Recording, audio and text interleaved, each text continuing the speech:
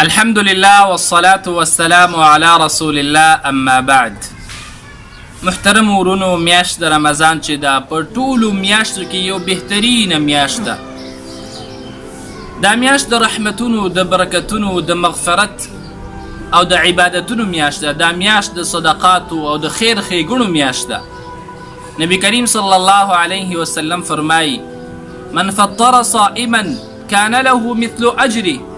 چا چې یو روجهدار ته روجه ماتې ورکړه، دوی دپاره همدومره ثواب او اجر دی څومره چې د روجهدار دپاره دی. او د روجهدار دپاره ثواب او اجر د دې اندازه خو د انسان ذهن بالکل نشي لګولی. د انسان ذهن د دې نه قاصر دی. ځکه الله سبحانه وتعالی فرمایي، حدیث قدسي دی، ټول عملونه د بني آدم دپاره دي الا الصيام، سوا د روجې نه. فإنه لي وأنا أجزي به. دا روجه چې دا زما دپاره ده او زه به د دې بدله ورکومه. نو ته فکر او سوچ کوه چې الله سبحانه وتعالی څومره لوی عظیم ذات دی، نو د هغې بدله به څومره غټه وي، د هغې بدله به څومره لوی چې خپل بنده ته یې ورکوي، خپل روجهدار بنده ته یې ورکوي.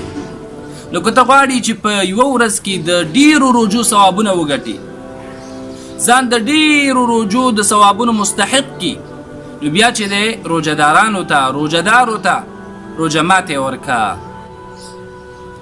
بیا فرمایي نبی کریم صلی الله علیه وسلم: غیر انه لا ينقص من اجر الصائم شیئا.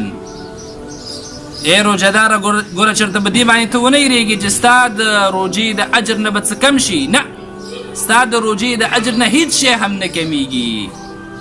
ستا ورور ته چې تا ته روجه ماتې درکړې، د هغې ته به هم پوره ثواب میلاویږي او تا ته هم.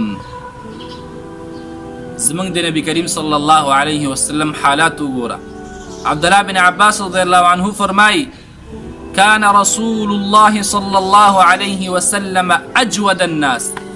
د الله نبی صلی الله علیه وسلم په ټولو خلکو کې ډېر زیات سخاوت والا انسان و، ډېر زیات سخي انسان و.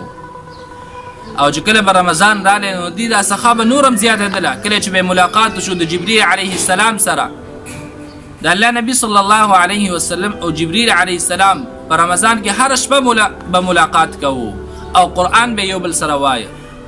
نو چې کله کوم وخت کې چې به ملاقات وشو، نو د نبی کریم صلی الله علیه وسلم سخا به نور هم زیاتېدله.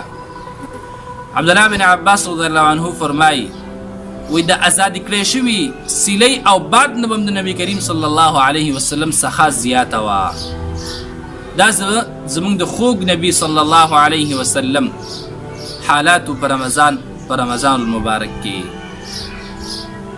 موږ له پکار دي چې موږ د هغې په نقش قدم باندې لاړ شو. او دا د برکتونو میاشت دې کې دا واړه واړه عبادتونه الله سبحانه وتعالی انسان ته د ډیر زیات لوی لوی اجرونه ورکوي. د وړوکي وړوکي عمل، د وړې وړې نیکۍ ډېرې زیاتې بدلې دي او ډېرې زیاتې درجې دي. نو کوشش وکړو چې په دې سیزن کې، دا د عبادتونو سیزن چې دی، په دې کې موږ ځان دپاره او راتلونکي وخت دپاره څه وکړو. الله سبحانه وتعالی دې وکړي چې موږ نه دا واړه واړه عبادتونه په خپل دربار کې قبول کړي او د دې ډېر لوی لوی اجرونه راکړي. او الله توفیق راکړي د مزید د نیکو اعمالو، د تلاوتونو، د صدقو، د مغفرت، د ذکرونو، د استغفار. دا میاش کال کې یو ځل راځي او دا چې د چا په ژوند کې راشي، نو دا انسان ډیر برکتي او ډیر د خیر انسان دی، خیر والا انسان دی. الله سبحانه وتعالی دې وکړي چې دا هر څه موږ نه قبول او